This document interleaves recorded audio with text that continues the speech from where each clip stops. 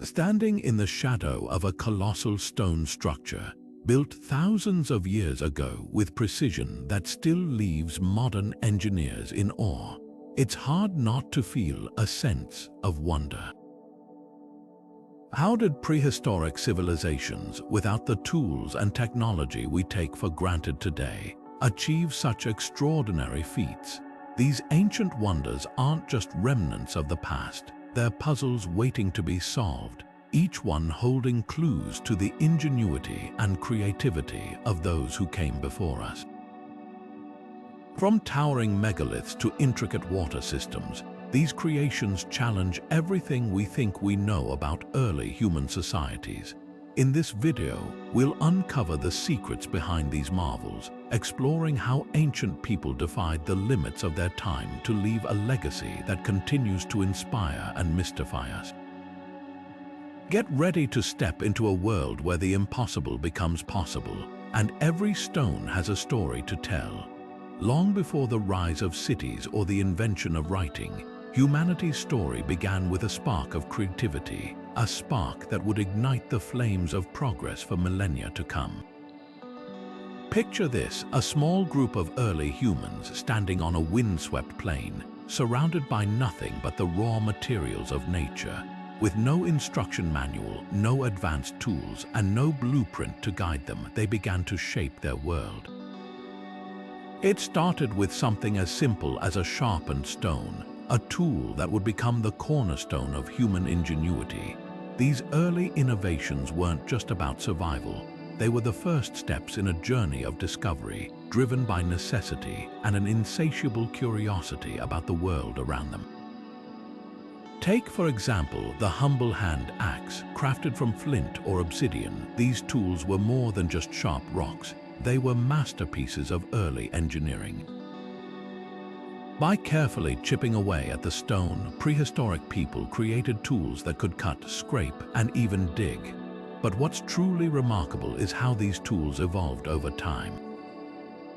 Early humans didn't just settle for what worked. They experimented, refined, and improved their designs, showing a level of problem-solving that laid the groundwork for all future innovation. It's a testament to their resourcefulness, proving that even the simplest tools could unlock endless possibilities. But their ingenuity didn't stop at tools. As early humans began to migrate and adapt to new environments, they faced challenges that required even greater creativity. Imagine the first time someone looked at a pile of branches and thought, "What if we could use these to build shelter?" From there, the concept of a home was born. These early shelters, often made from animal hides, wood, or even mammoth bones, weren't just places to sleep. They were symbols of human resilience. They provided protection from the elements, a safe space to gather, and a foundation for the communities that would later flourish. What's fascinating is how these early innovations reflect a deeper understanding of the natural world. Early humans didn't just use resources, they studied them. They learned which stones were best for tools, which plants could be woven into ropes, and how to harness fire for warmth and cooking. This wasn't just survival, it was the beginning of science, a process of trial and error that would eventually lead to some of humanity's greatest achievements. It's a reminder that every breakthrough, no matter how small, starts with a question. What if? The story of prehistoric ingenuity is more than just a history lesson, it's a celebration of human potential. These early problem solvers didn't have the technology we take for granted today, but they had something equally powerful: imagination and determination. Their ability to adapt, innovate, and overcome challenges set the stage for everything that followed. From the first hand axe to the earliest shelters, these creations weren't just tools, they were the building blocks of civilization, a testament to the limitless potential of the human mind. And as we uncover more about their world, we're reminded that the spirit of innovation is as ancient as humanity itself. Nestled in the rolling hills of southeastern Turkey, Göbekli Tepe stands as a testament to humanity's earliest architectural ambitions.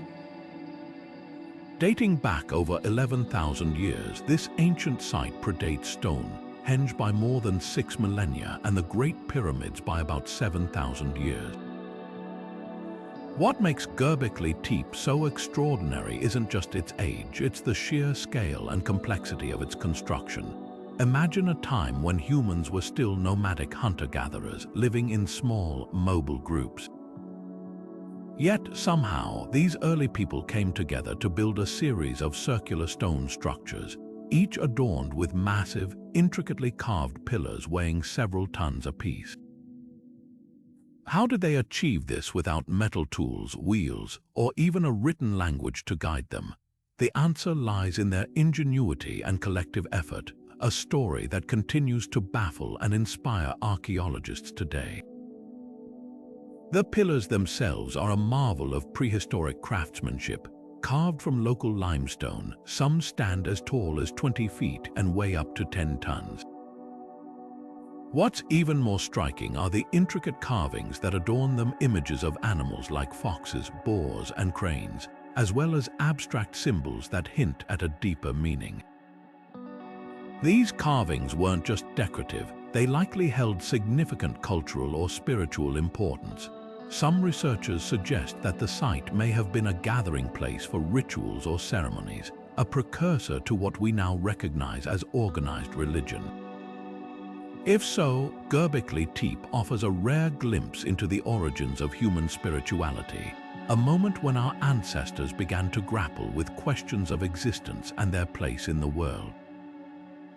But how did these ancient builders manage such a monumental task? Without the wheel or domesticated animals to assist in transportation, they relied on sheer manpower.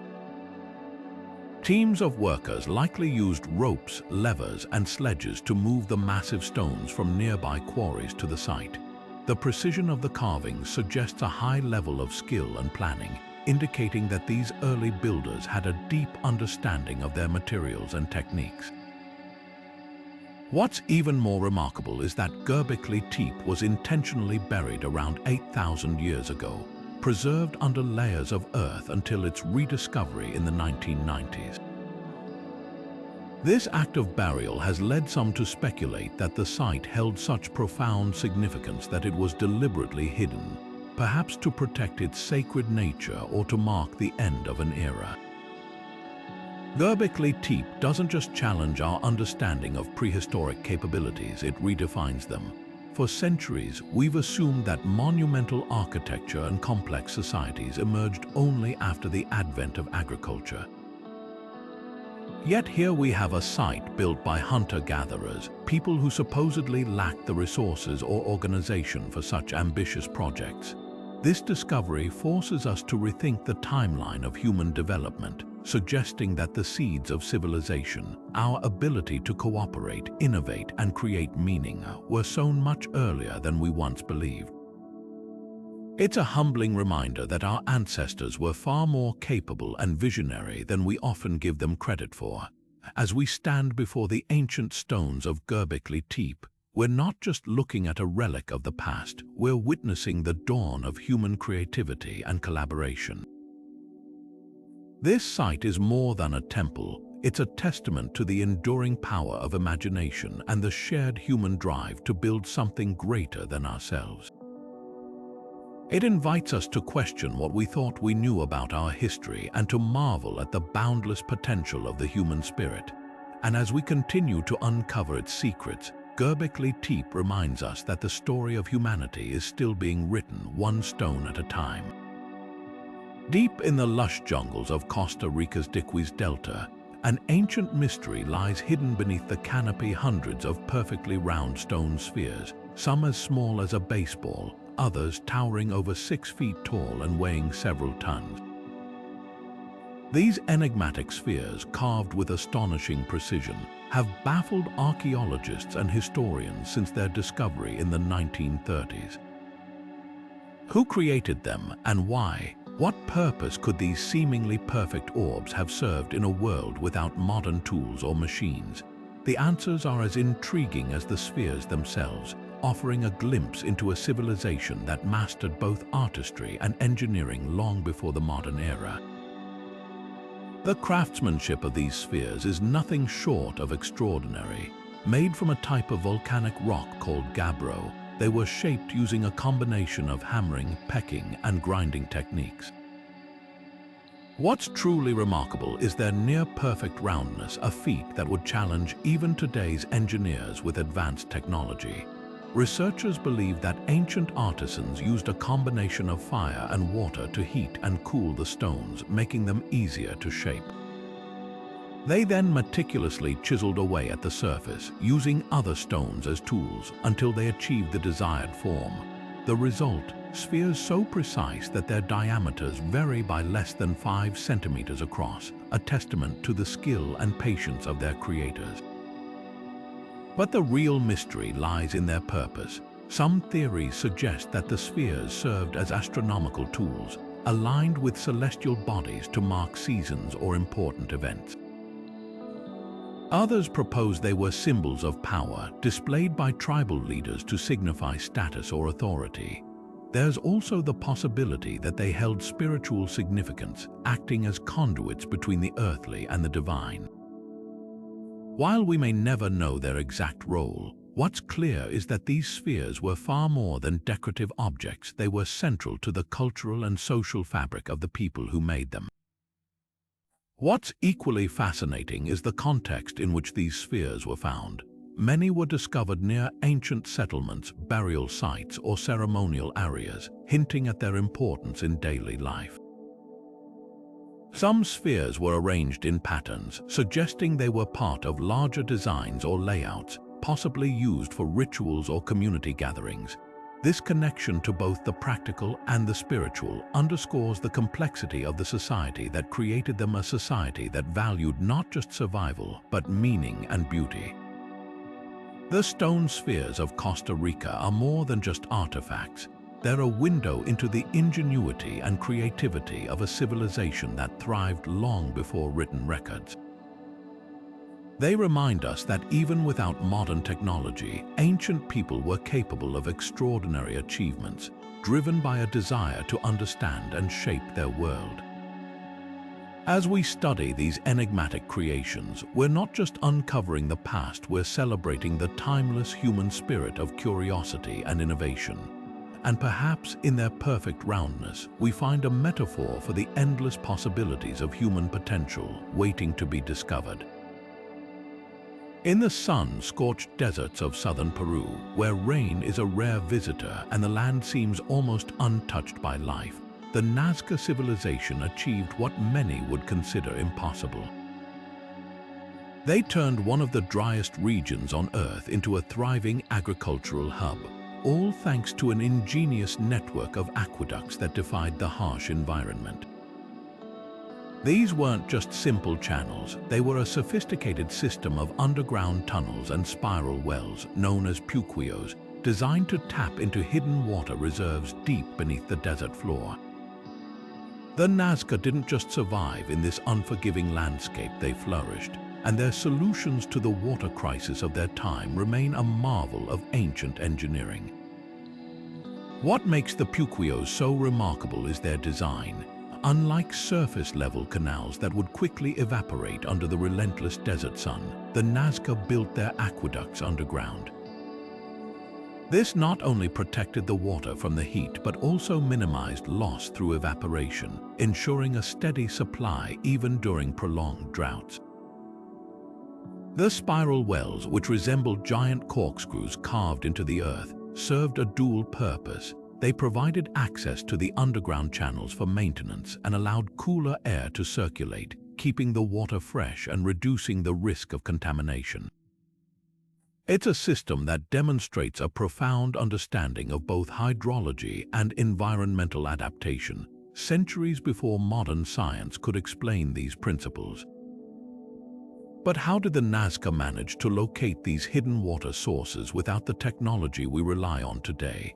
The answer lies in their intimate knowledge of the land.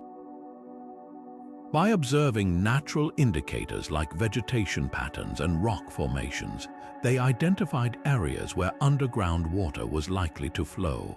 Once they pinpointed these locations, they dug their channels with remarkable precision, often spanning several kilometers to connect water sources to agricultural fields. The construction itself was a feat of collaboration, requiring careful planning and the labor of many to ensure the system's success. It's a testament to their ability to work together and innovate in the face of adversity. The impact of these aqueducts on Nazca society was profound. With a reliable water supply, they were able to cultivate crops like maize, beans, and squash, sustaining a population that might otherwise have struggled to survive.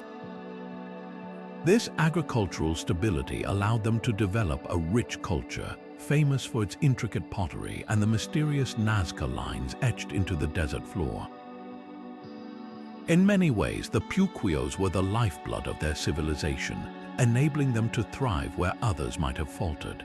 They remind us that innovation isn't just about grand monuments or flashy inventions, it's about solving real-world problems in ways that endure. What's equally fascinating is how these ancient systems continue to function today. Many of the Puquioos are still in use, maintained by local communities who rely on them just as their ancestors did. This longevity speaks to the ingenuity of the Nazca, whose solutions were not only effective but sustainable. Their ability to harness and preserve water in such a challenging environment offers lessons for our own time, as we grapple with the growing threats of drought and water scarcity. The Nazca aqueducts are more than relics of the past. They're a timeless example of human resilience and resourcefulness. As we explore the secrets of the Puquioos, we're reminded that the greatest achievements often come from the most unlikely places. In the heart of a desert where survival seems improbable, the Nazca built a legacy that still stands as a testament to their creativity and determination. Their aqueducts are more than engineering marvels. They're a story of how humanity can overcome even the harshest challenges when we combine knowledge, effort, and vision.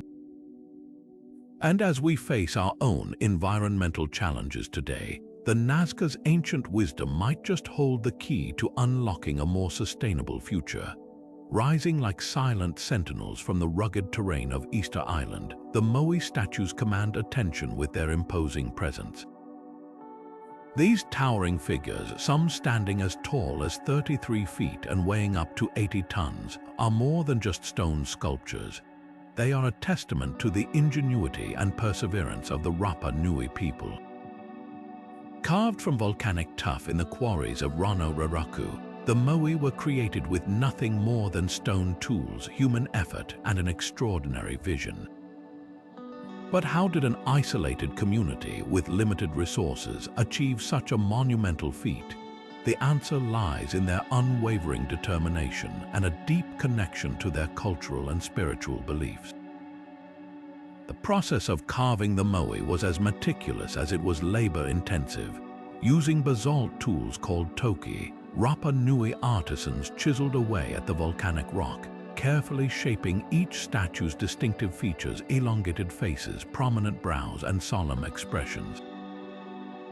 What's truly astonishing is the level of detail they achieved, from the intricate carvings on the backs of some statues to the occasional addition of coral eyes, which were believed to bring the Moai to life. Each statue was a unique representation of an ancestor, embodying the mana or spiritual power of the person it honored. This connection to their lineage made the Moai more than mere monuments. They were sacred guardians watching over the island and its people. But the real challenge wasn't just carving the statues, it was moving them. Without the use of wheels, cranes, or even draft animals, the Rapa Nui people had to rely on ingenuity and teamwork. One prevailing theory suggests that they used a combination of wooden sledges, ropes, and a rocking motion to walk the statues upright across the island. Another hypothesis proposes that the statues were laid horizontally on log rollers and pulled along tracks. Regardless of the method, the effort required to transport these massive figures, sometimes over miles of uneven terrain, is a staggering testament to their collective strength and resourcefulness. The placement of the Moai was equally significant. Most statues were erected on stone platforms called ahu, which served as ceremonial centers for the community. These ahu were often positioned near the coast, facing inward to watch over the villages and protect the living. The alignment of the statues wasn't random. Many were placed to mark important locations or to reflect the island's spiritual geography. This careful arrangement underscores the Moai's role as more than just art. They were integral to the Rapa Nui's cultural identity and their relationship with the land. Yet, the story of the Moai is also one of caution. The resources and labor required to create and transport these statues were immense, and some researchers believe that the island's deforestation and environmental decline may have been linked to this monumental effort. It's a reminder that even the most extraordinary achievements come with consequences, and that balance is crucial in any society's pursuit of greatness. The Rapa Nui's legacy is a powerful example of human creativity and resilience, but it also invites us to reflect on the sustainability of our own ambitions. As we stand before the Moai today, we're not just looking at stone figures, we're witnessing the enduring spirit of a people who dared to dream big. These statues are more than relics of the past. They are symbols of what humanity can achieve when we combine vision, determination, and community. They remind us that even in the most remote corners of the world, the human spirit finds ways to leave its mark, carving stories into stone that echo across the ages. And as we uncover the mysteries of the Moai, we're reminded that the greatest wonders are often born from the simplest tools and the deepest convictions. High above the sands of the Egyptian desert, the Great Pyramid of Giza rises with a precision that still baffles modern architects and engineers. Built over 4,500 years ago, this colossal structure remains one of the most enduring mysteries of the ancient world.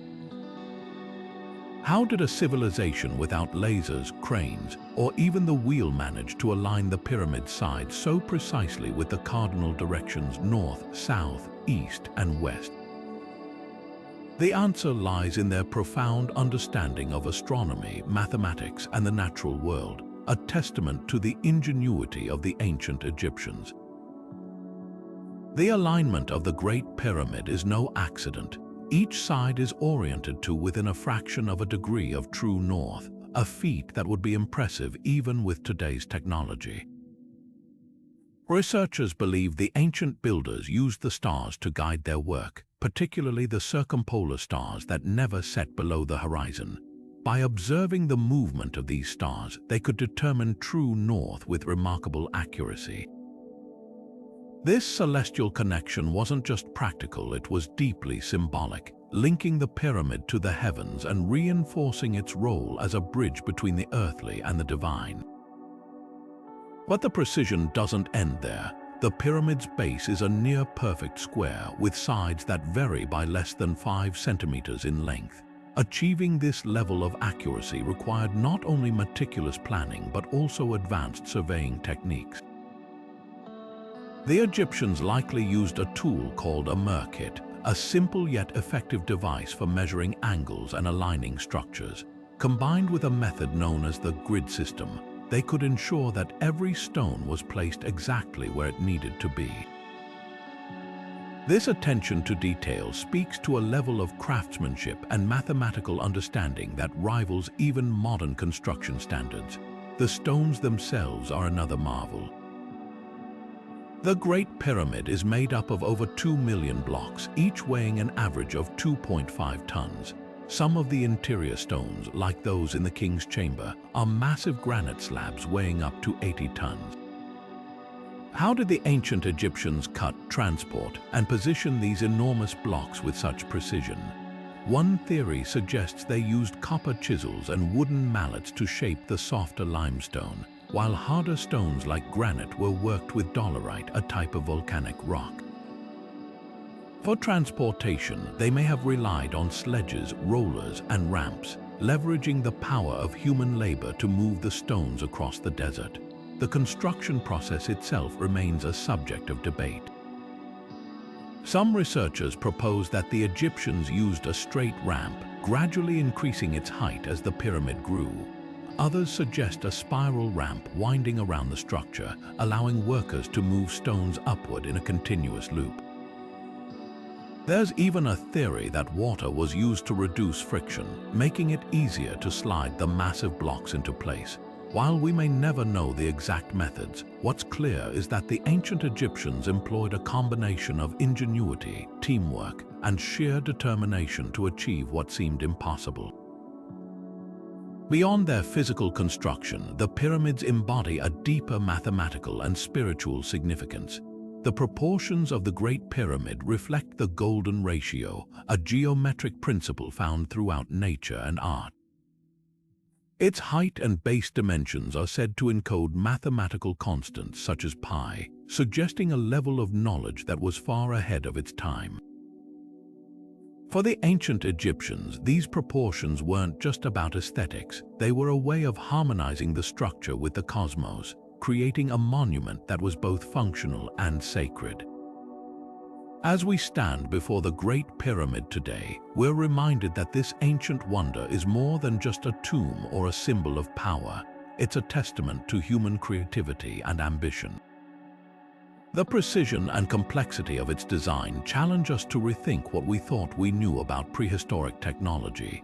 The pyramids aren't just relics of the past, they're a reminder that the human spirit is capable of extraordinary achievements, even in the face of seemingly insurmountable challenges.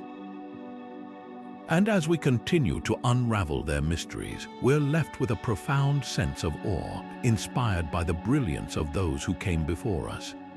Hidden deep within the limestone caves of southern France, the Lascaux paintings stand as one of humanity's earliest and most profound artistic achievements. Discovered in 1940 by a group of teenagers, these ancient masterpieces date back over 17,000 years, offering a rare and intimate glimpse into the lives and minds of our prehistoric ancestors. The walls of Lascaux are adorned with over 600 vivid depictions of animals, bison, horses, deer, and even extinct species like the woolly rhinoceros, painted with such detail and dynamism that they seem to leap off the stone. But these aren't just images, they're a testament to the creativity, skill, and spiritual depth of the people who created them.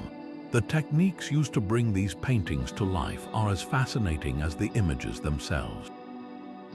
Early artists didn't have access to modern tools or pigments, yet they managed to create works of art that have endured for millennia.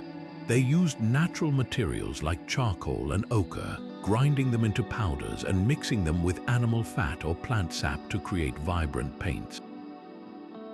To apply these colors, they used brushes made from animal hair, reeds, or even their own hands. Some paintings were created using a form of airbrushing, where pigment was blown through a hollow bone or reed to achieve a soft gradient effect. The result is a stunning display of texture and movement, capturing the essence of the animals with remarkable precision. But why did these ancient artists go to such lengths to decorate the walls of a dark, remote cave? The answer may lie in the symbolism and purpose behind their work. Many researchers believe the paintings held spiritual or ritual significance, serving as a way to connect with the natural world and the forces that governed it. The animals depicted weren't just food sources, they were revered as powerful beings, perhaps even seen as guardians or intermediaries between the human and spiritual realms. In this light, the caves of Lascaux may have functioned as sacred spaces, where early humans gathered to perform ceremonies, share stories, or seek guidance from the spirits they believed inhabited the animal world. The placement of the paintings within the caves also hints at their deeper meaning. Some of the most striking images are found in hard-to-reach chambers, suggesting that creating them was an act of devotion or pilgrimage. The artists may have used firelight to illuminate their work, casting flickering shadows that brought the animals to life in a mesmerizing dance of light and shadow. This interplay of art and environment adds another layer of complexity to the paintings, transforming them into more than static images. They become living, breathing expressions of a worldview that was deeply intertwined with nature. What's equally compelling is how these paintings reflect the values and priorities of early human societies. Unlike modern art, which often focuses on individual expression, the Lascaux paintings seem to emphasize connection to the natural world, to the community, and to something greater than themselves. They remind us that art has always been more than decoration. It's a way of communicating, of preserving knowledge, and of exploring the mysteries of existence. In this sense, the Lascaux caves are not just a gallery of ancient art. They're a window into the soul of humanity at its most primal and profound. As we study these ancient masterpieces, we're reminded that the urge to create is as old as humanity itself. The Lascaux paintings are more than just relics of the past. They're a testament to the enduring power of creativity and the human need to make meaning out of the world around us. They challenge us to see our ancestors not as primitive or simplistic, but as complex, imaginative beings who grappled with the same questions we face today. Who are we?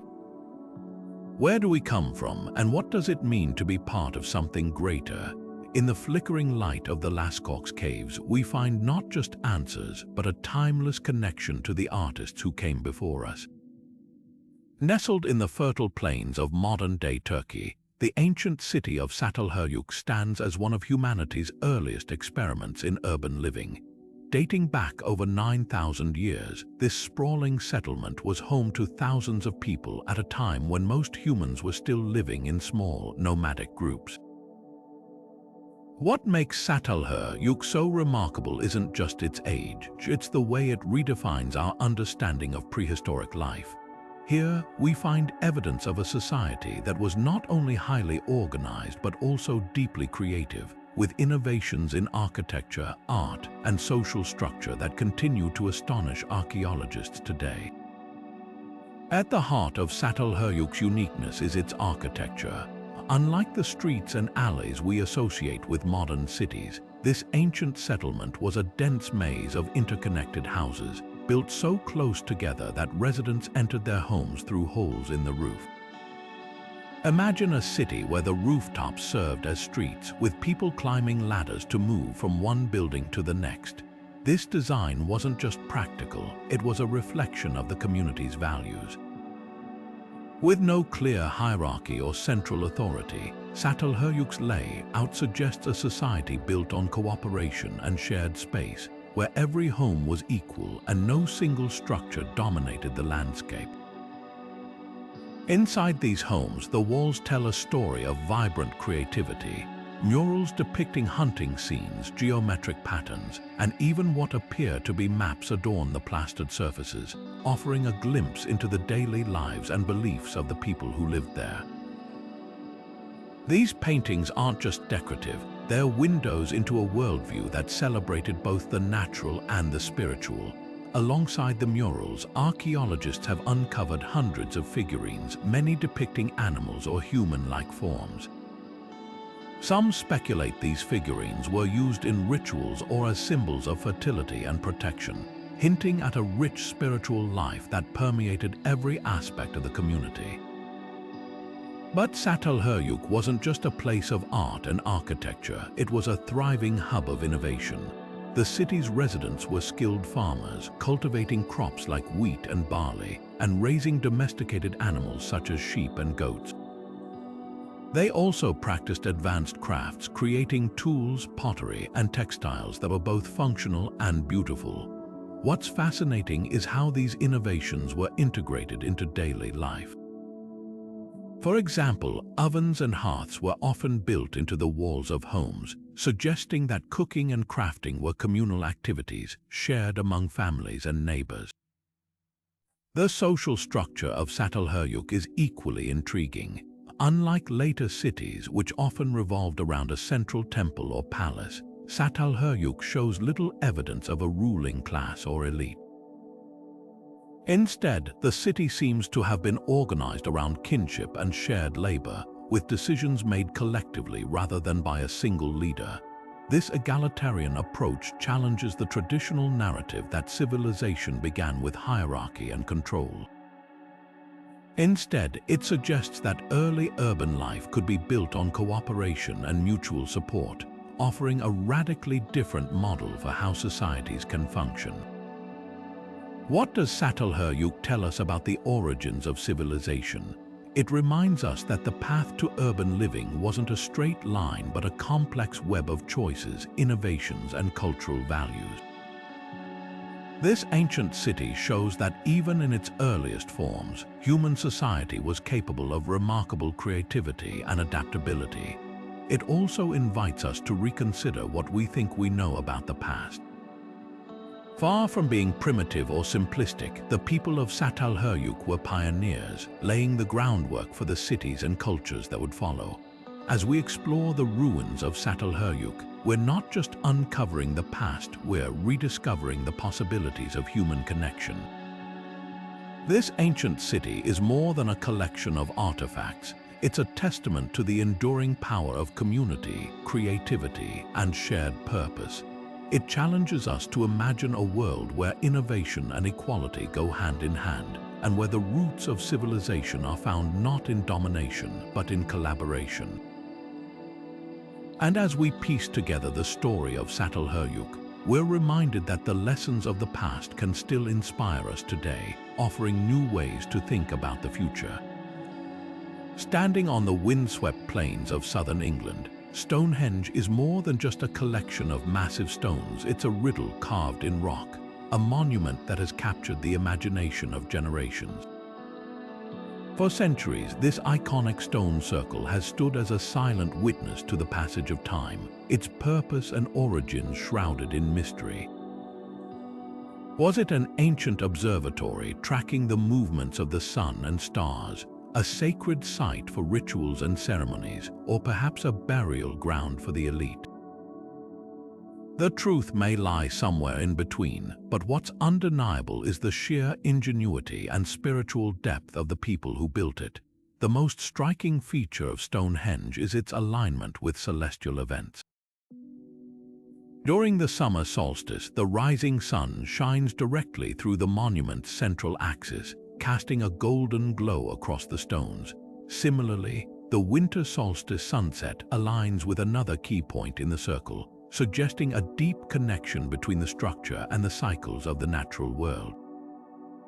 This precision isn't accidental, it's a testament to the builder's understanding of astronomy, a science that would have been crucial for tracking seasons, planting crops, and marking important cultural events.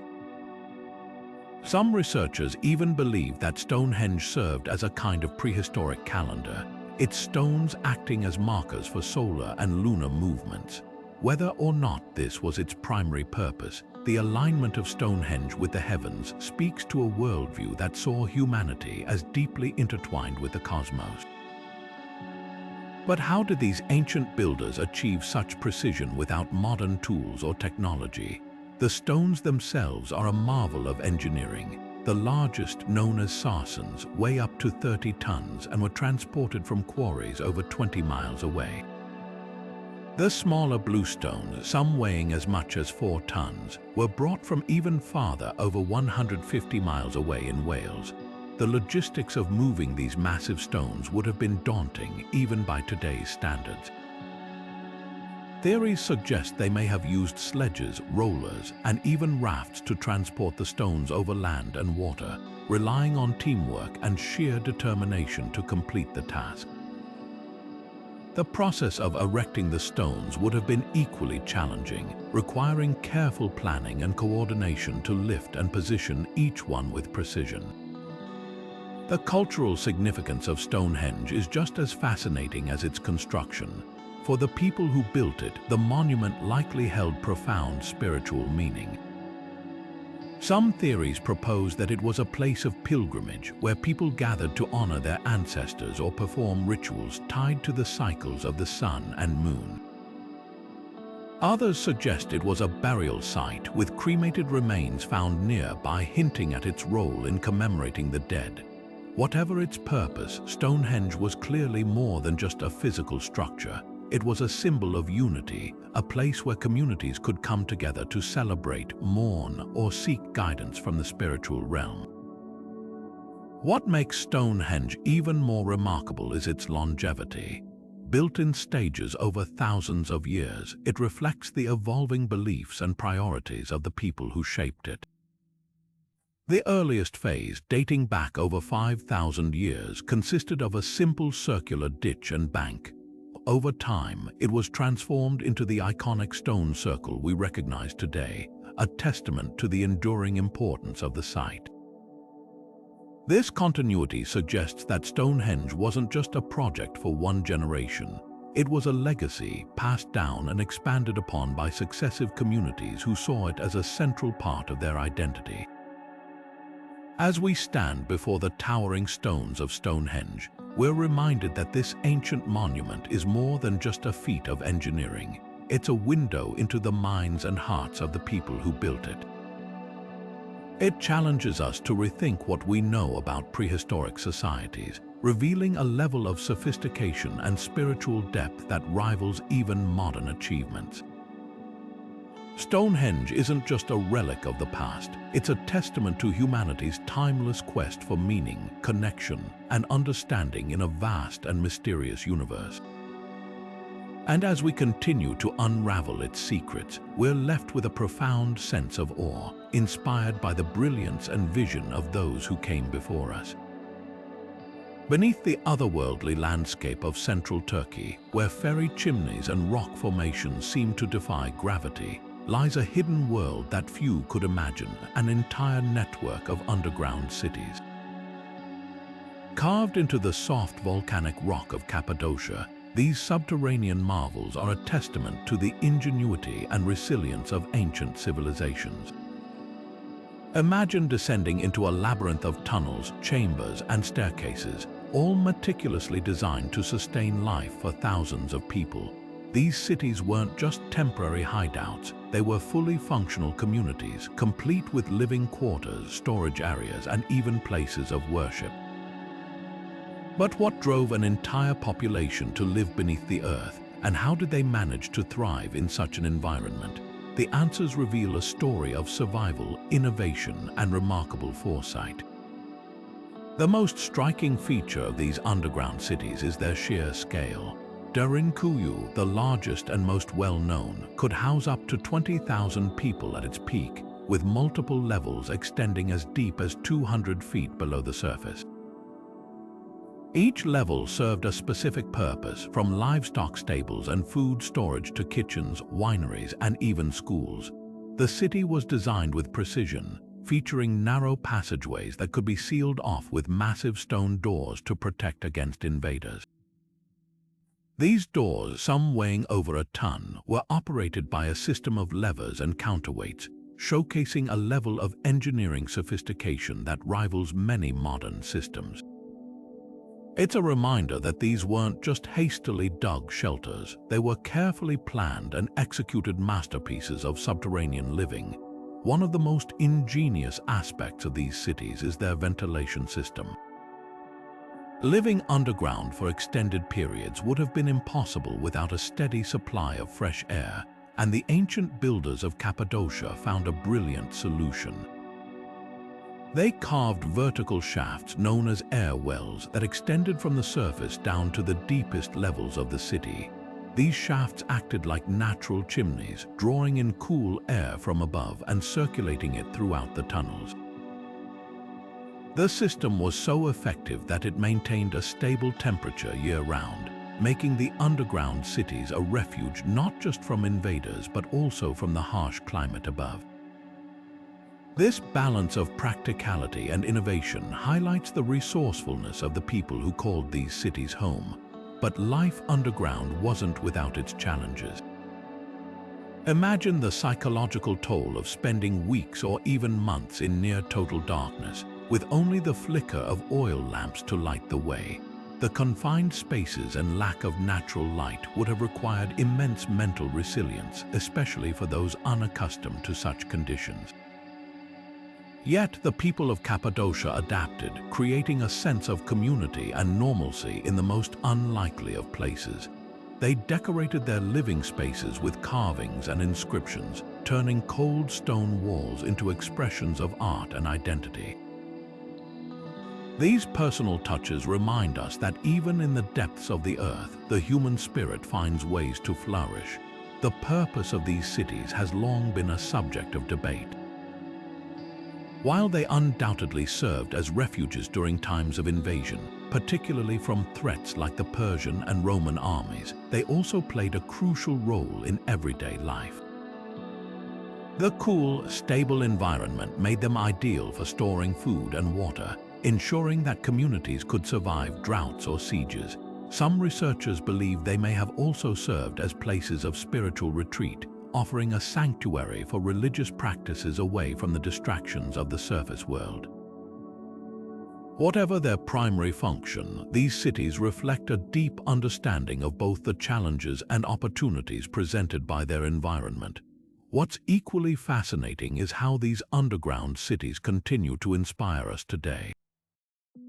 As we face modern challenges like climate change and urbanization, the solutions crafted by the people of Cappadocia offer valuable lessons in sustainability and adaptability. Their ability to create thriving communities in the most unlikely of places reminds us that innovation isn't just about technology, it's about finding creative ways to work with what we have. These ancient cities are more than just historical curiosities.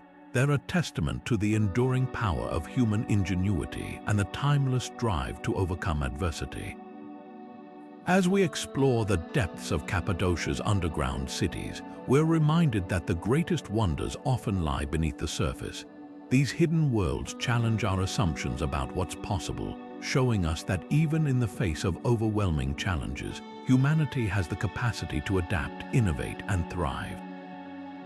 They invite us to look beyond the obvious and consider the untapped potential that lies within us all. And as we uncover their secrets, we're left with a profound appreciation for the brilliance of those who came before us, carving not just stone, but a legacy that continues to inspire. Deep beneath the waves off the coast of the Greek island of Antikythera, a discovery was made that would forever change our understanding of ancient ingenuity. In 1901, sponge divers stumbled upon the wreck of a Roman-era ship, its cargo scattered across the ocean floor. Among the treasures recovered was an unassuming lump of corroded bronze and wood.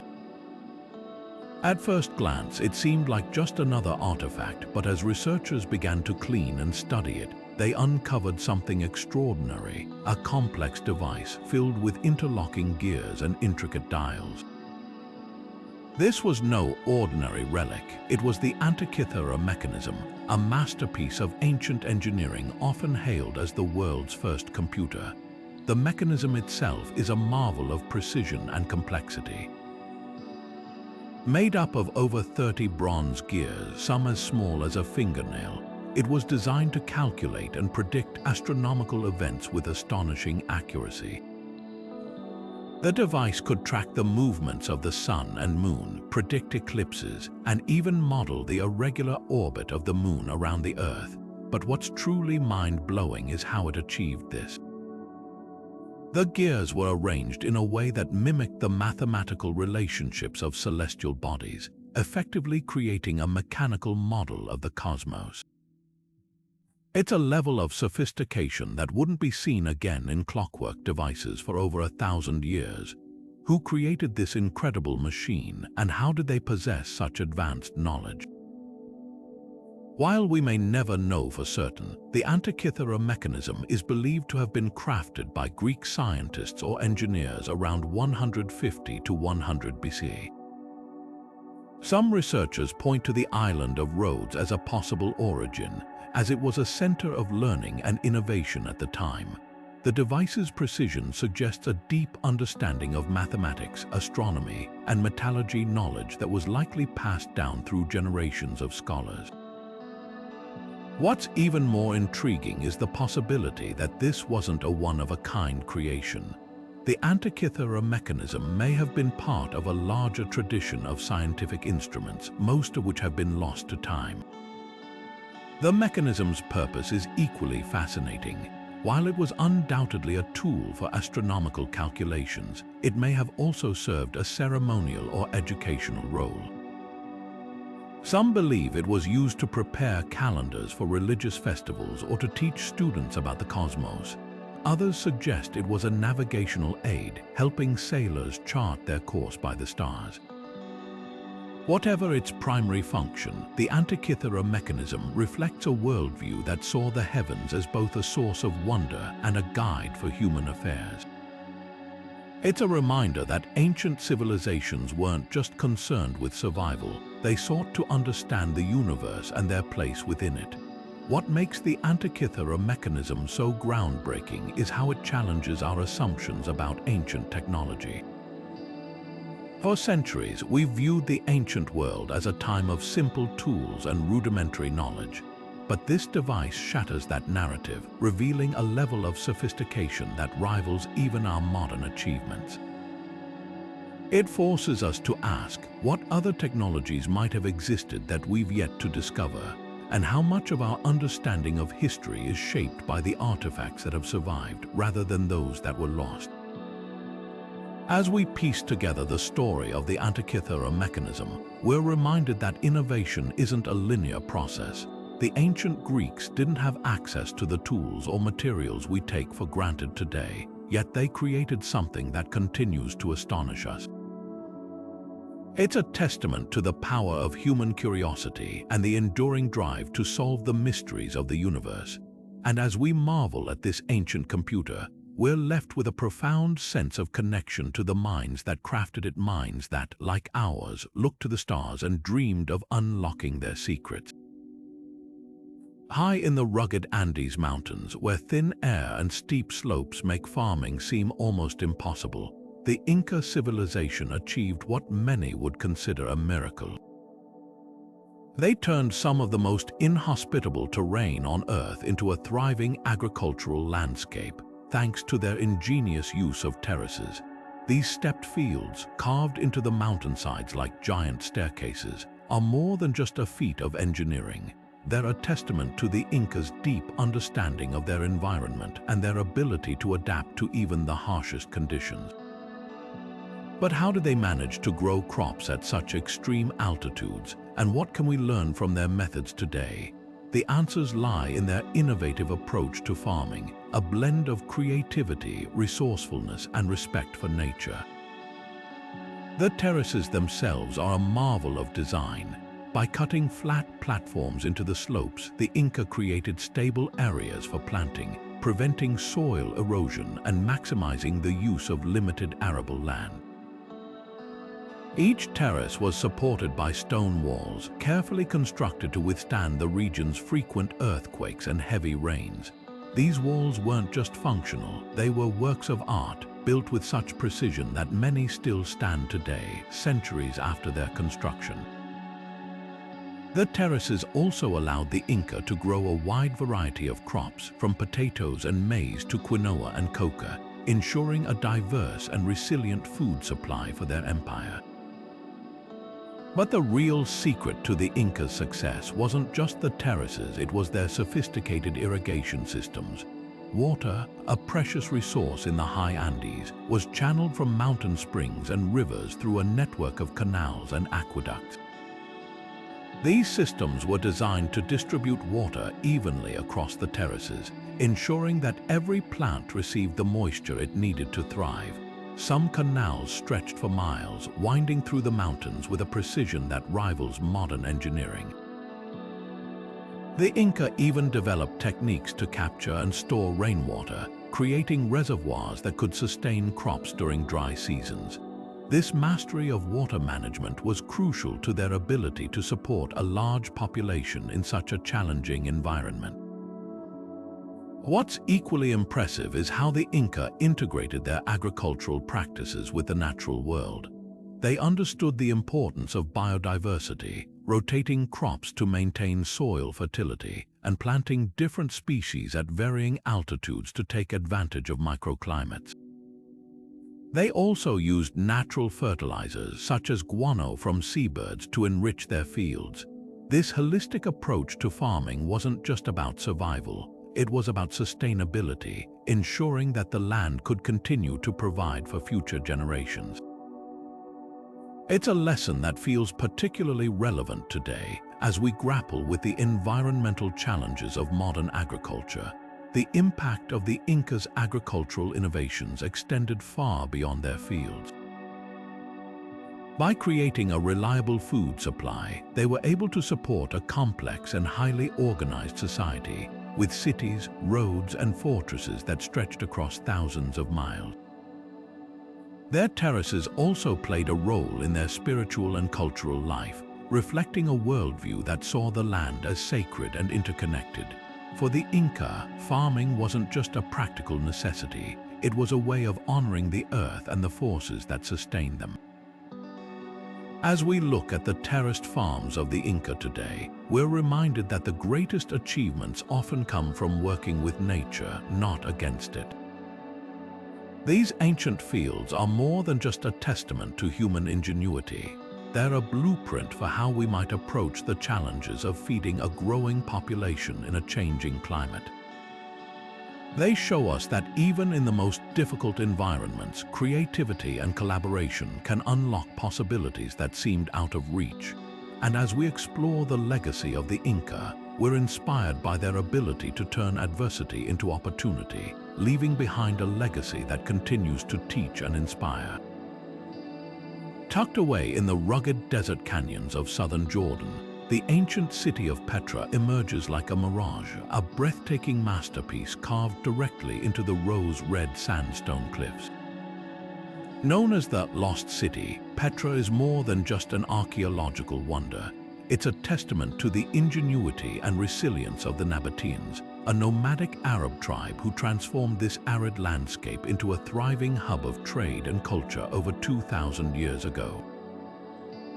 But what makes Petra so extraordinary isn't just its beauty, it's the sheer audacity of its creation. How did a civilization with no modern tools or machinery manage to carve entire buildings, temples, and tombs into solid rock? And what secrets lie hidden within its towering facades? The answers reveal a story of innovation, artistry, and an unyielding connection to the land. The most iconic feature of Petra is undoubtedly the treasury, or Al-Kosne, with its ornate, towering facade that seems to glow in the sunlight. This monumental structure, standing over 130 feet tall, was carved directly into the rock face, its intricate columns, statues, and friezes chiseled with astonishing precision. The Nabateans used a technique called rock-cut architecture, where they worked from the top down, removing layers of stone to reveal the structure within. This method required not only incredible skill, but also an intimate understanding of the rock's properties, ensuring that the cliffs could support the weight of the carvings. The result is a masterpiece that feels both monumental and delicate, a perfect harmony of human artistry and natural beauty. But Petra's brilliance extends far beyond its facades. One of the city's most remarkable achievements is its water management system, a feat of engineering that allowed it to flourish in one of the driest regions on Earth. The Nabateans carved channels into the cliffs to capture and redirect rainwater, creating a network of cisterns, reservoirs, and aqueducts that supplied the city with a reliable water source.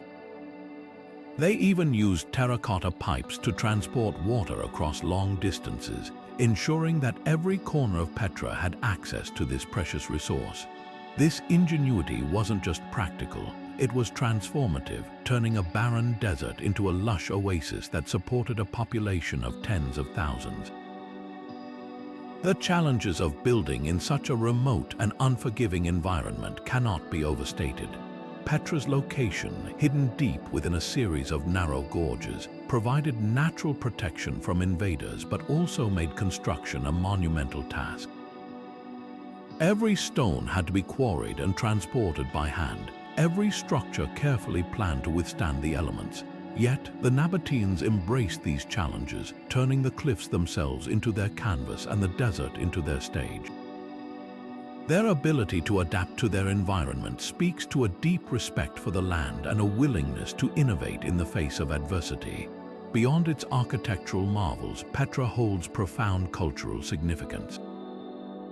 For the Nabateans, the city was more than just a place to live. It was a symbol of their identity and a testament to their prosperity. As a key stop on the ancient trade routes that connected Arabia, Egypt, and the Mediterranean, Petra became a melting pot of cultures, its art and architecture reflecting influences from Greek, Roman, and Egyptian traditions. This cultural exchange is evident in the city's diverse styles, from the Hellenistic columns of the treasury to the intricate carvings of the monastery, or Ad-Dair, which sits high atop a mountain overlooking the city. What makes Petra even more captivating is its mystery. Despite centuries of study, much about the city remains unknown. Why was the treasury built, and what treasures might it have held? What rituals or ceremonies took place in its temples and tombs? These unanswered questions only add to the allure of Petra, inviting us to imagine the lives of those who walked its streets and carved its cliffs. It's a reminder that history is not just a collection of facts, it's a story, filled with moments of triumph, struggle, and wonder. As we stand before the rose-red cliffs of Petra, we're reminded that this ancient city is more than just a relic of the past. It's a living testament to the power of human creativity and determination. It challenges us to rethink what we thought we knew about ancient civilizations, revealing a level of sophistication and artistry that continues to inspire. Petra isn't just a wonder of the world, it's a symbol of what humanity can achieve when we embrace our environment, our history, and our shared potential. And as we explore its hidden corners, we're left with a profound sense of awe, humbled by the legacy of those who came before us. Stretching across the arid plains of southern Peru, the Nazca lines are one of the most enigmatic and visually stunning creations of the ancient world. These massive geoglyphs, etched into the desert floor over 2,000 years ago, form intricate designs that can only be truly appreciated from high above. From geometric shapes to depictions of animals, plants, and even human-like figures, the Nazca lines span hundreds of square miles, their precise forms defying both time and erosion. But what drove the Nazca people to create these colossal artworks, and what messages were they trying to convey? The answers are as mysterious as the lines themselves, sparking debates that continue to captivate researchers and enthusiasts alike. The sheer scale and precision of the Nazca lines are nothing short of astonishing. Some of the figures stretch over 600 feet in length, their clean, unbroken lines visible from miles above. To create these designs, the Nazca people carefully removed the dark, iron-rich surface stones to reveal the lighter-colored soil beneath. This technique, combined with the region's dry climate, allowed the lines to endure for centuries. But how did they achieve such accuracy without the benefit of aerial views or modern surveying tools? Researchers believe they may have used simple yet effective methods, such as scaling up small models or using wooden stakes and ropes to plot out the designs. This blend of ingenuity and meticulous planning highlights the Nazca's deep connection to their environment and their ability to work with the land in remarkable ways. One of the most enduring questions about the Nazca lines is their purpose. Some theories suggest they served as astronomical calendars, aligning with the movements of the sun, moon, and stars to mark important seasonal events. Others propose they were part of religious or spiritual rituals, perhaps intended to communicate with deities or ancestors. The line's location in a desert, far from water sources, has led some to speculate they were involved in water-related ceremonies, appealing to the gods for rain in this parched landscape. Another intriguing theory is that the lines were part of a pilgrimage route, guiding travelers to sacred sites. While we may never know their exact purpose, what's clear is that the Nazca lines were far more than decorative. They were deeply meaningful, reflecting the beliefs and priorities of the people who created them. The cultural significance of the Nazca lines is equally compelling. For the Nazca people, these geoglyphs may have been a way to assert their identity and mark their territory, transforming the desert into a canvas for their stories and symbols. The variety of designs, from the iconic hummingbird and spider to the enigmatic astronaut figure, suggests a rich tapestry of meaning, each line representing a different aspect of their worldview. The fact that these designs were intended to be seen from above has led some to wonder if they were meant for the gods themselves, a form of communication between the earthly and the divine. What makes the Nazca lines even more fascinating is their enduring mystery. Despite decades of research, we still don't fully understand who created them, how they were used, or why they were made. Some have even speculated about extraterrestrial involvement, though most scholars dismiss this idea in favor of more grounded explanations.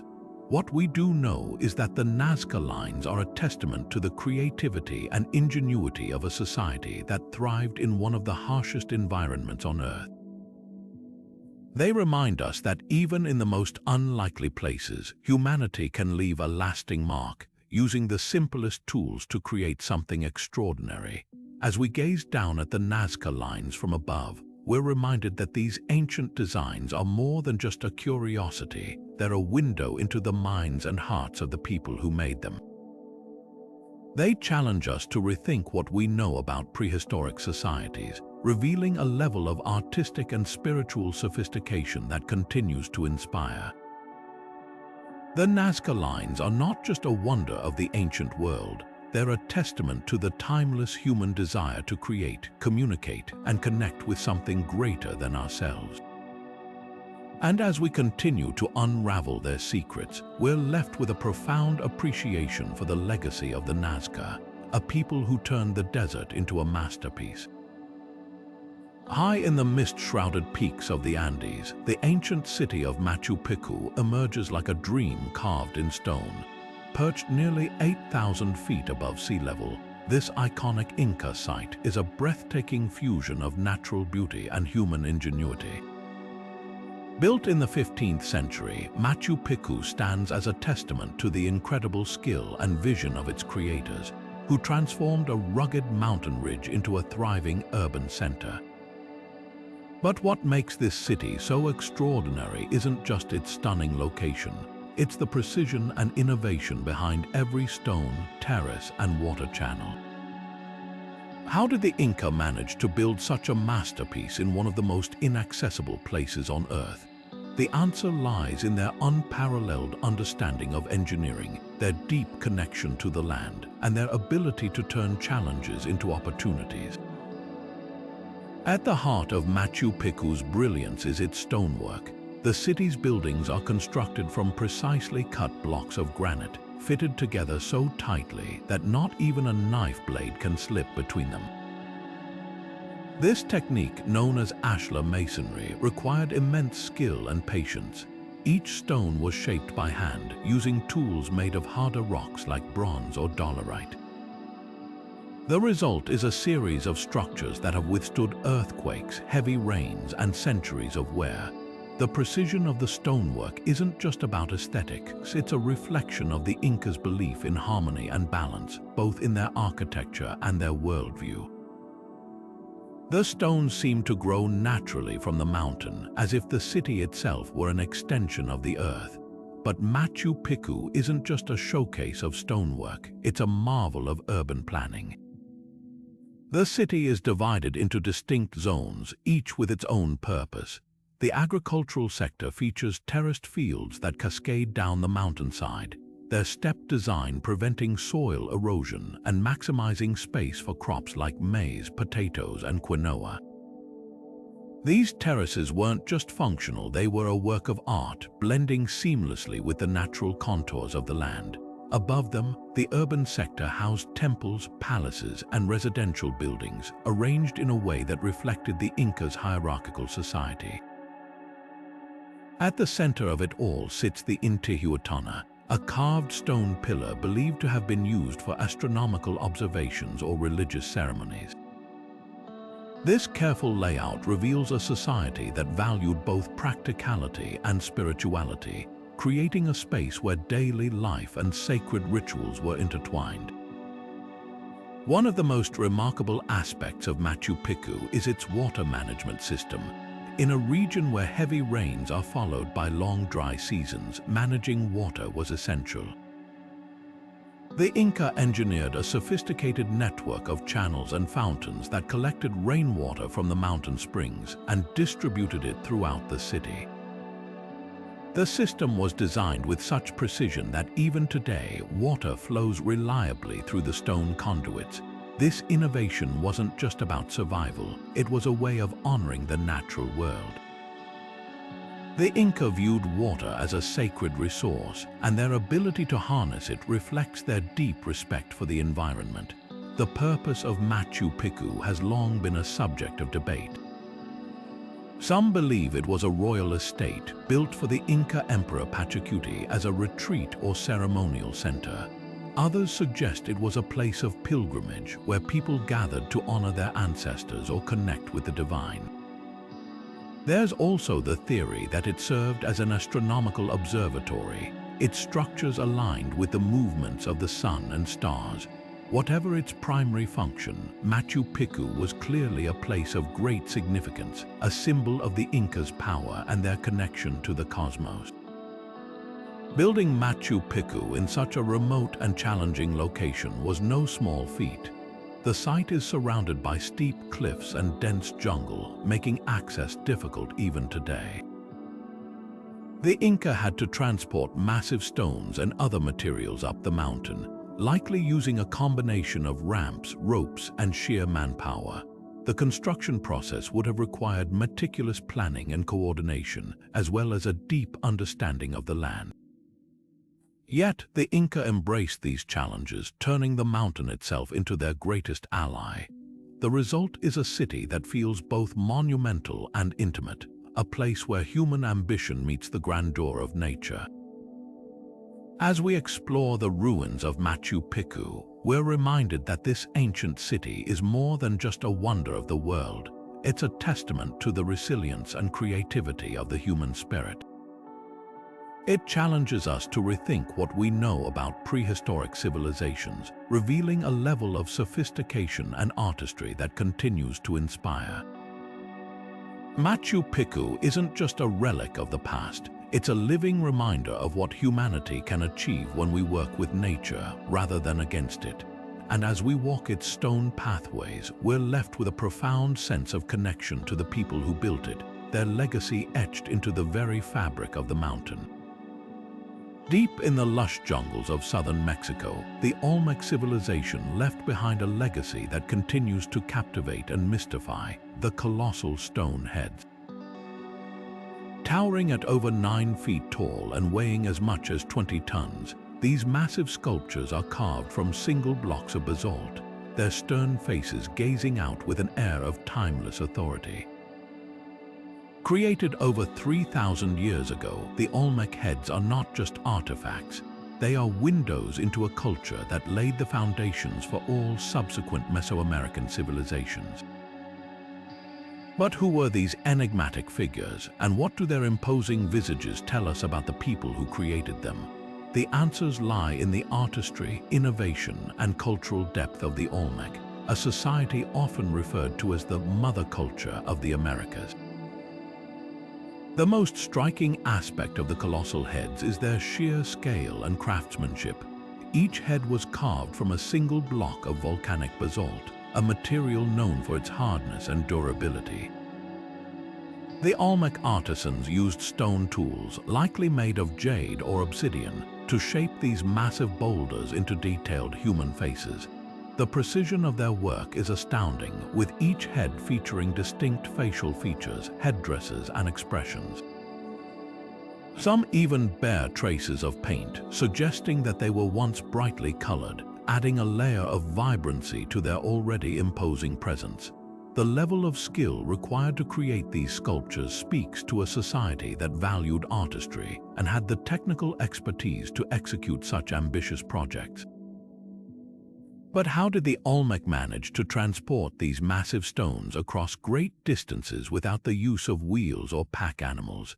The basalt used for the heads was quarried from the Tuxtla Mountains, miles away from the sites where the sculptures were eventually placed. Researchers believe the Olmec used a combination of rollers, rafts, and sheer manpower to move the stones, navigating through rivers and dense jungle terrain. This feat of logistics highlights their ingenuity and organizational skills, as well as their ability to mobilize large groups of people for a common purpose. The process would have been grueling, but the result was a lasting testament to their culture's power and ambition. The purpose of the colossal heads has long been a subject of debate. Many scholars believe they depict Olmec rulers, their stern expressions and elaborate headdresses symbolizing authority and divine connection. Others suggest they may represent revered ancestors or even deities, serving as focal points for religious or ceremonial activities. The head's placement in key locations, often near important structures or at the heart of Olmec cities, supports the idea that they held significant cultural and spiritual meaning. They weren't just art, they were statements of identity, power, and belief, meant to inspire awe and reverence in those who saw them. What's equally fascinating is how the Olmec heads reflect the broader cultural achievements of their creators. The Olmec are credited with developing many of the hallmarks of Mesoamerican civilization, including early forms of writing, calendrical systems, and complex religious practices. Their influence can be seen in later cultures like the Maya and Aztec, who built upon the foundations laid by the Olmec. The colossal heads, in many ways, are a microcosm of this legacy monuments that encapsulate the creativity, ambition, and spiritual depth of a society that shaped the course of history in the Americas. As we stand before these ancient faces, we're reminded that the Olmec heads are more than just stone sculptures. They are a bridge to a world that thrived long before written records. Their creation required not only technical skill, but also a deep understanding of the natural world and the human spirit.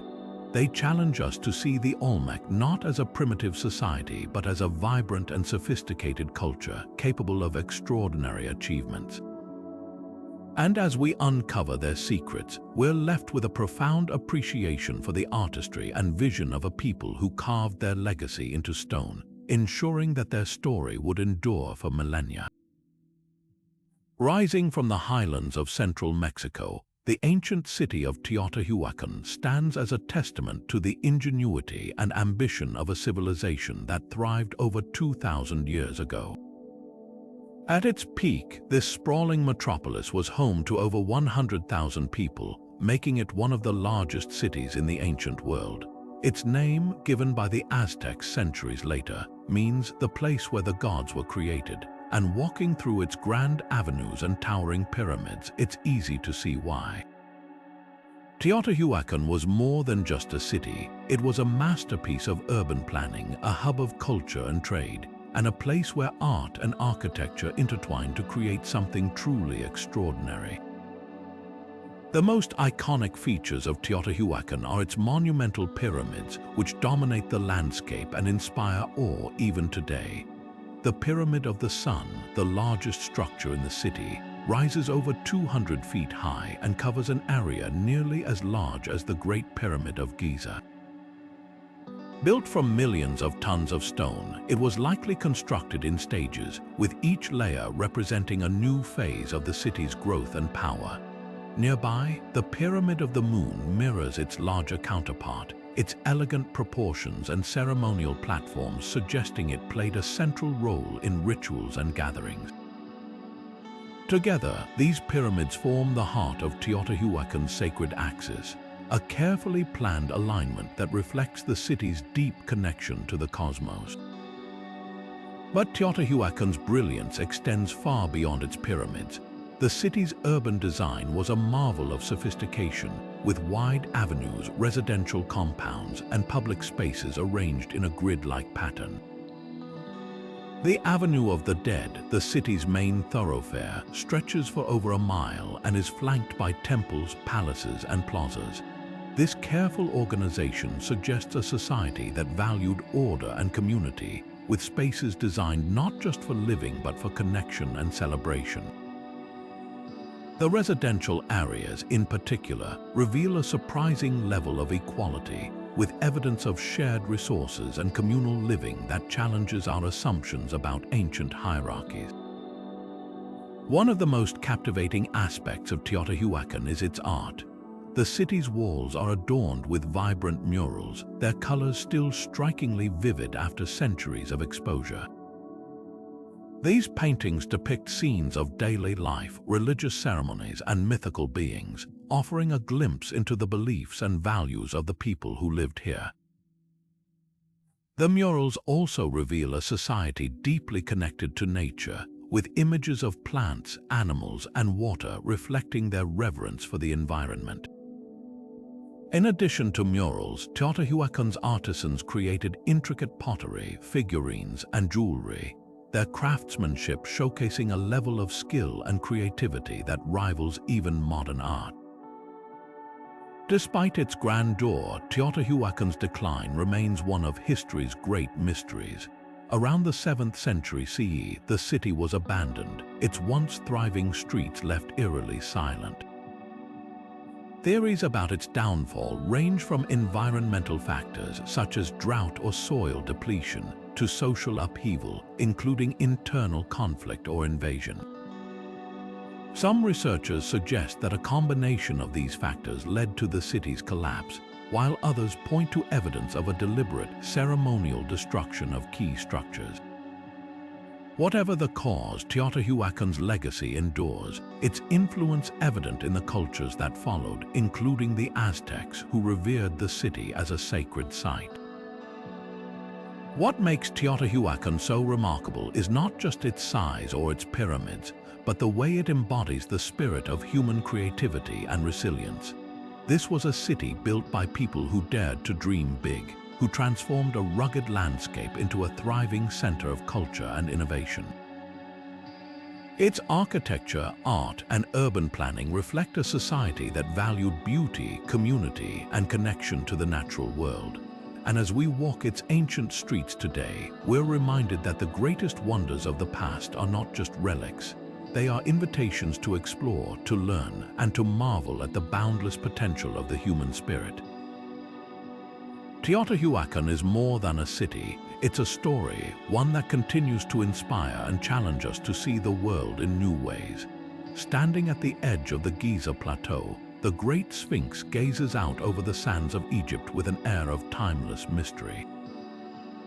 Carved from a single massive limestone outcrop, this colossal statue, with the body of a lion and the head of a human, has captivated the imagination of millions for thousands of years. Measuring over 200 feet long and 66 feet tall, the Sphinx is not just a marvel of ancient engineering. It's a symbol of the profound connection between humanity, nature, and the divine. But who built this enigmatic monument, and what was its purpose? The answers lie in the artistry, symbolism, and enduring legacy of one of the world's most iconic creations. The Sphinx's origins are as fascinating as its appearance. Most scholars believe it was constructed during the reign of Pharaoh Khafre, around 2500 BCE, as part of the grand complex surrounding his pyramid. The choice of limestone wasn't accidental. The outcrop from which the Sphinx was carved was already a prominent feature of the landscape, and its natural shape may have inspired the idea of a lion-bodied guardian. The process of carving the Sphinx would have been a monumental task, requiring teams of workers to chip away at the rock with copper chisels and stone hammers.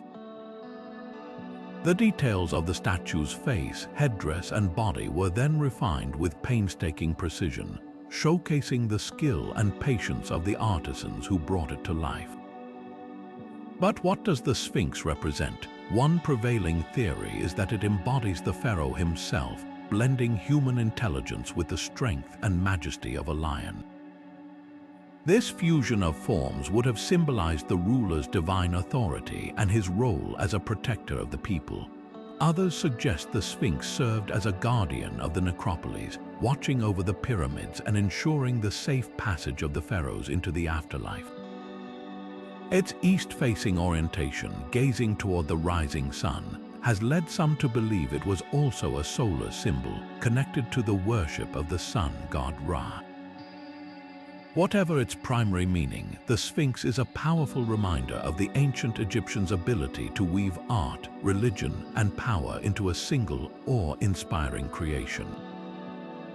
The construction of the Sphinx also raises intriguing questions. How did the ancient Egyptians manage to carve such a massive statue with such precision? The answer lies in their mastery of stoneworking and their ability to adapt to the natural environment. The limestone's relatively soft texture would have made it easier to shape, but the sheer scale of the project required careful planning and coordination.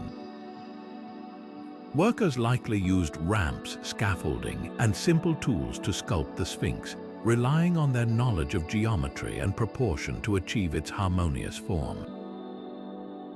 The result is a statue that feels both monumental and intimate, its weathered features still radiating a sense of quiet strength and wisdom. Over the centuries, the Sphinx has endured not only the passage of time but also the shifting sands of history.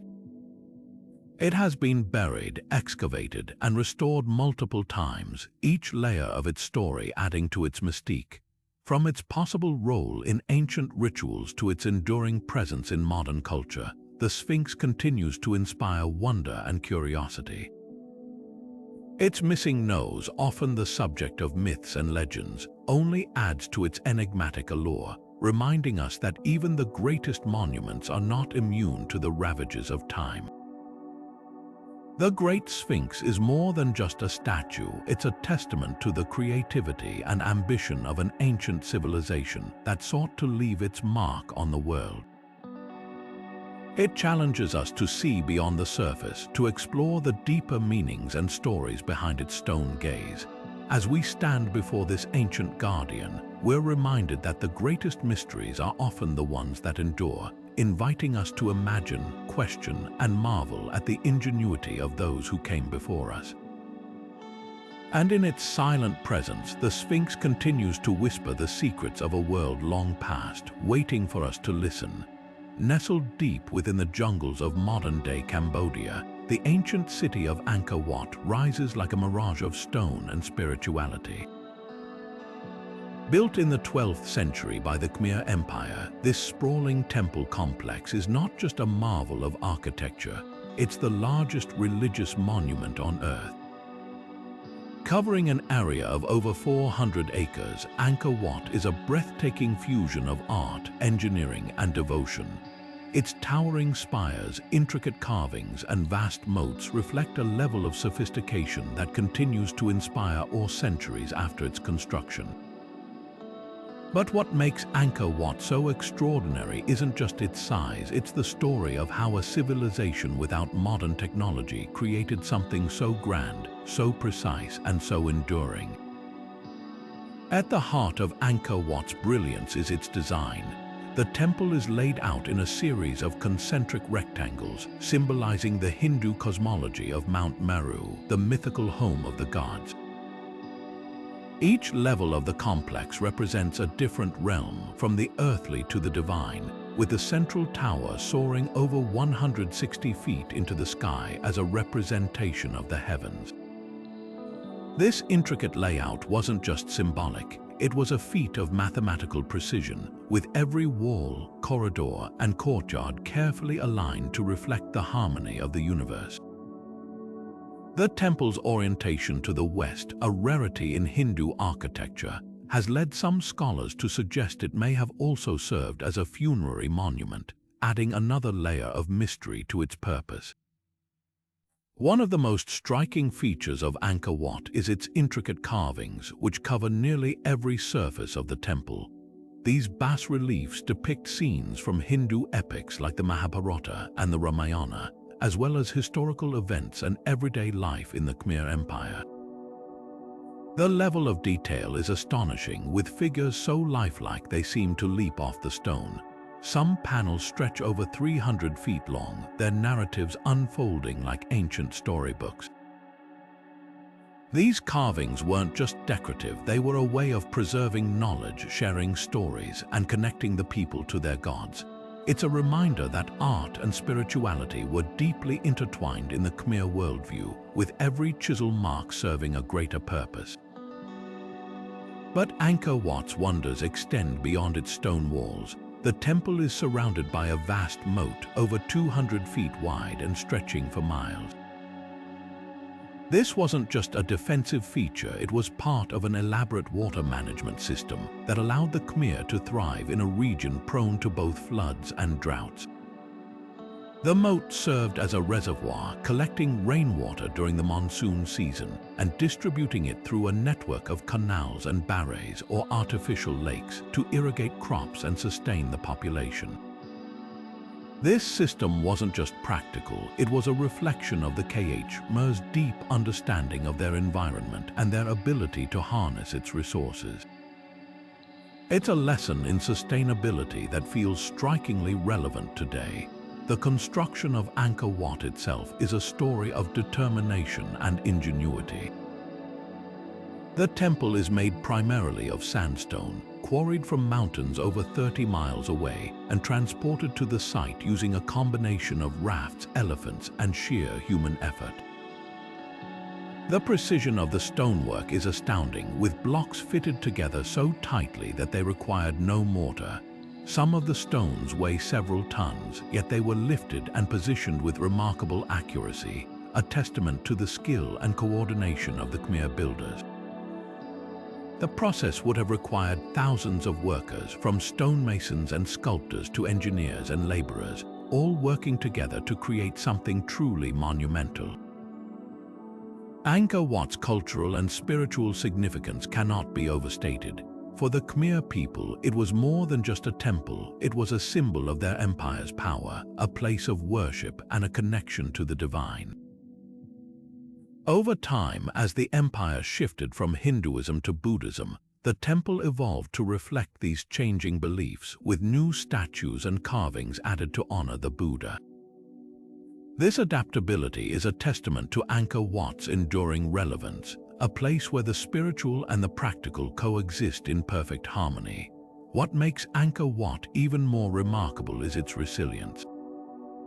Despite centuries of exposure to the elements, invasions, and neglect, the temple still stands as a testament to the creativity and determination of the Khmer people. Its rediscovery by European explorers in the 19th century sparked a renewed interest in its history, leading to ongoing efforts to preserve and restore this ancient wonder. Today, Angkor Wat is not just a UNESCO World Heritage Site. It's a source of national pride for Cambodia and a symbol of humanity's ability to create something that transcends time. As we walk through the halls of Angkor Wat, we're reminded that this ancient temple is more than just a monument, it's a story etched in stone, a testament to the ingenuity, artistry, and spirituality of a civilization that dared to dream big. It challenges us to see the past not as a distant memory but as a living legacy, one that continues to inspire and teach us. And as we uncover its secrets, we're left with a profound sense of connection to the people who built it, their vision and determination echoing through the ages. Angkor Wat is more than a wonder of the ancient world. It's a celebration of the human spirit, a reminder that even the grandest dreams can be carved into reality. Scattered across the vast and varied landscapes of Africa, ancient stone circles stand as silent witnesses to a time long past. These enigmatic structures, found in places like Senegal's Sine and Gain and Zimbabwe's Great Zimbabwe, are more than just arranged rocks. They are a testament to the ingenuity and vision of prehistoric societies.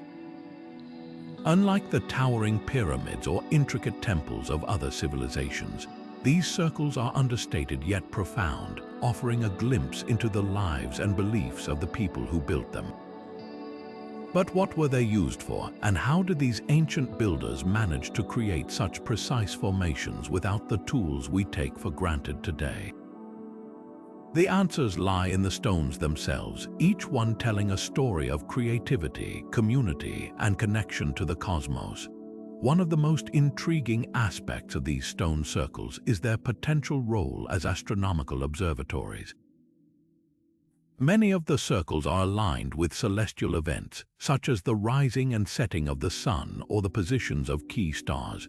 In Senegal, for example, the stones at Wana are arranged in patterns that correspond to solstices and equinoxes, suggesting they may have been used to track the seasons.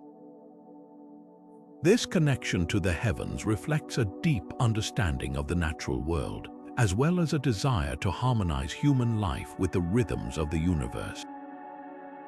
For these ancient societies, the sky wasn't just a backdrop, it was a map, a calendar, and perhaps even a spiritual guide. But the mysteries of these circles don't end with their celestial alignments. Some researchers believe they served as burial sites, with the stones marking the resting places of important individuals or groups. In Zimbabwe, the stone circles at sites like Great Zimbabwe are often found near burial mounds, their arrangement suggesting a link between the living and the dead. The stones themselves, carefully selected and positioned, may have been seen as conduits for spiritual energy, connecting the physical world with the realm of ancestors. This dual purpose, both practical and spiritual, highlights the complexity of these ancient societies, who saw no separation between the material and the mystical. The construction of these stone circles is another marvel in itself. Without the use of metal tools or advanced machinery, ancient builders relied on their knowledge of geology and geometry to select and arrange the stones. Each rock was chosen for its size, shape, and durability, then transported to the site using a combination of sledges, rollers, and sheer manpower. The precision with which these stones were placed suggests a high level of planning and coordination, as well as a shared vision among the builders. This collaborative effort speaks to the strength of these communities, who came together to create something that would endure for millennia. What's equally fascinating is the cultural significance these circles held for the people who built them. In many African societies, stones were seen as sacred, imbued with the power to protect, heal, or connect with the divine. The circles themselves may have served as gathering places for rituals, ceremonies, or community events, their circular shape symbolizing unity and continuity. For the builders, these structures weren't just monuments, they were expressions of identity, reflections of their beliefs, and a way to leave their mark on the world. Even today, the stones continue to hold meaning for local communities, who see them as a link to their ancestors and a reminder of their heritage. The stone circles of Africa are more than just archaeological curiosities. They are a window into the minds and hearts of the people who created them. They challenge us to rethink what we know about prehistoric societies, revealing a level of sophistication and creativity that often goes unrecognized. These circles remind us that innovation isn't defined by the tools we use, but by the ideas we bring to life and the connections we forge with the world around us. As we study these ancient formations, we're reminded that the greatest wonders are often the simplest, their beauty lying not in their grandeur, but in the stories they tell and the questions they inspire. And in their silent presence, we find a timeless connection to the ingenuity and spirit of those who came before us. Hidden beneath the dense canopy of Guatemala's rainforest, the ancient city of Tikal emerges as a breathtaking testament to the brilliance of the Maya civilization. At its peak, this sprawling metropolis was a hub of culture, politics, and spirituality, home to tens of thousands of people and ruled by powerful kings who left their mark on history. But what makes Tikal truly extraordinary isn't just its size or its towering pyramids. It's the way it reflects the Mayas' deep connection to their environment, their gods, and the cosmos itself. Walking through its ruins today, it's impossible not to be awestruck by the ingenuity and vision of the people who built it. The most striking features of Tikal are its pyramids, which rise like stone giants above the jungle floor. The tallest temple, Roman 4, stands over 200 feet high, its summit offering panoramic views of the surrounding forest. These pyramids weren't just monuments to power, they were sacred spaces designed to bring people closer to the heavens. Each temple was aligned with celestial events such as the solstices and equinoxes, reflecting the Mayas' advanced understanding of astronomy. Climbing these pyramids today, you can almost feel the reverence they inspired, as if the stones themselves still carry the echoes of ancient prayers. But Tikal's brilliance extends far beyond its pyramids.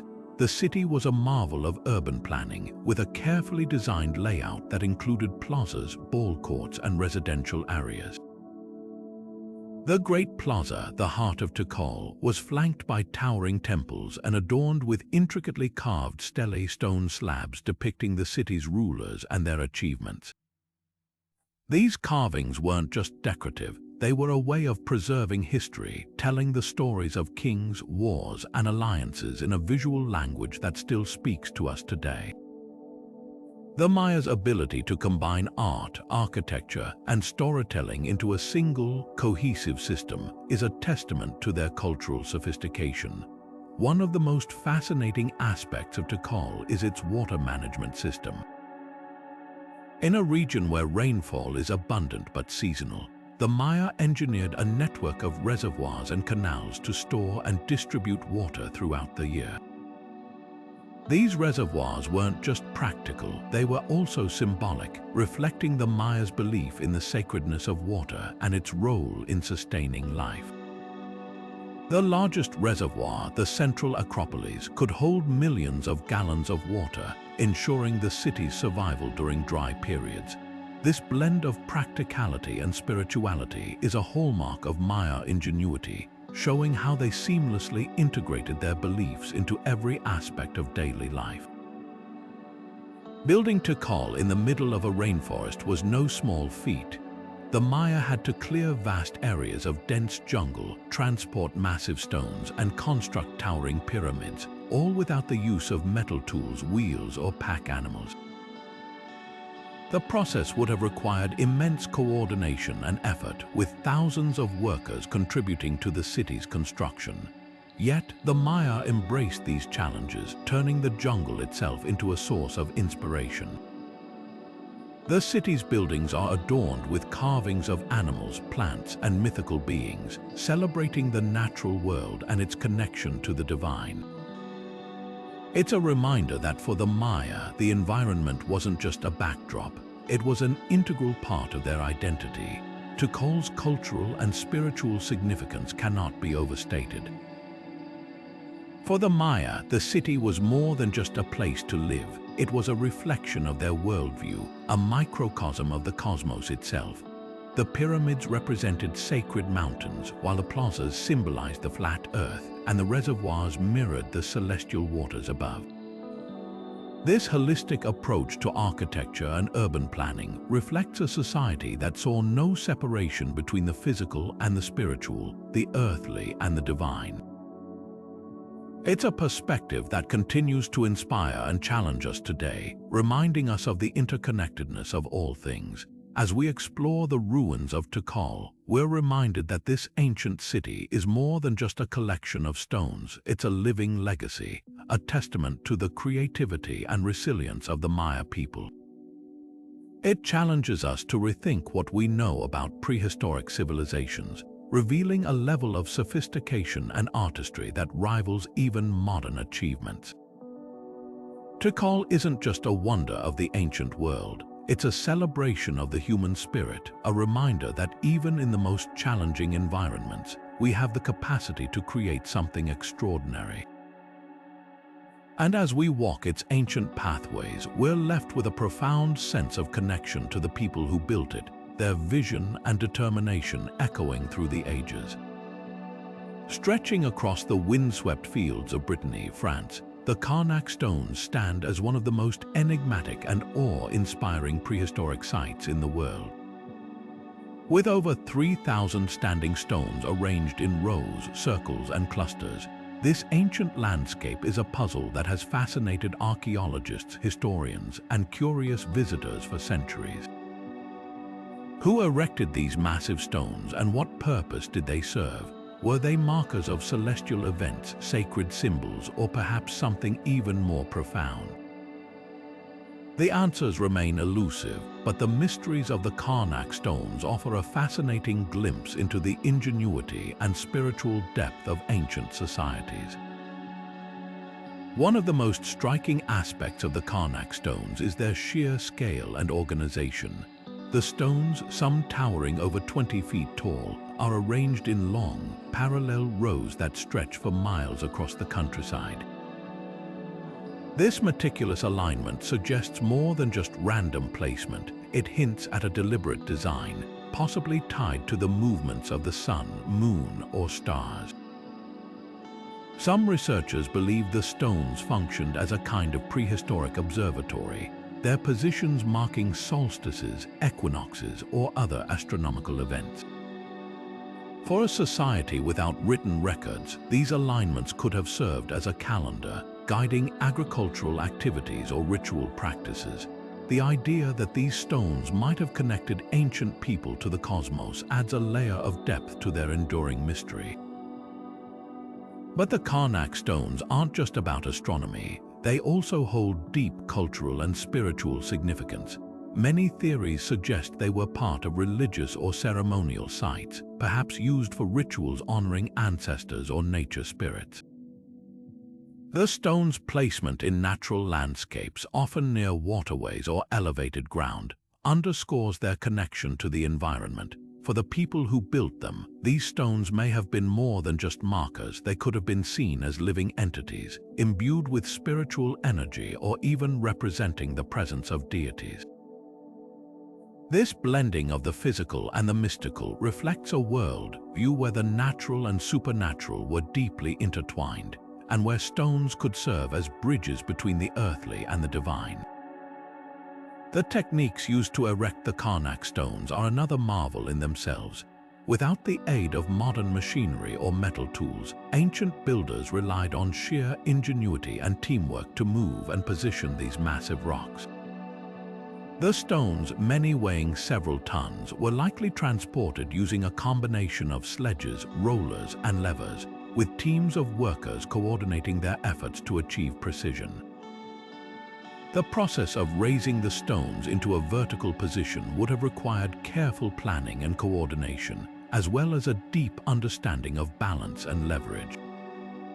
The fact that these stones have stood for thousands of years, weathering centuries of wind, rain, and human activity, is a testament to the skill and determination of their creators.